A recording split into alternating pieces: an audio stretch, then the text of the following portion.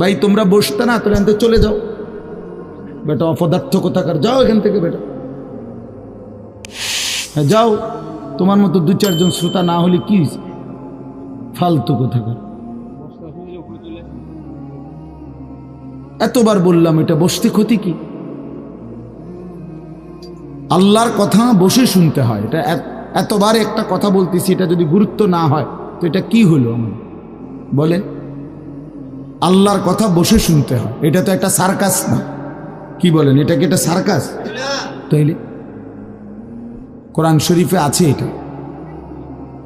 মুসা আলাইহিস সালামকে আল্লাহ তাআলা তুর পাহাড়ে জুতা খুলতে বললেন কেন? জুতা খুলে বসবার জন্য। আল্লাহর কথা বসে শুনতে হয়, জুতা খুলে শুনতে হয়, তাইলে নিজের মধ্যে পরিবর্তন আসে। আদব ছাড়া এলেম হয় না।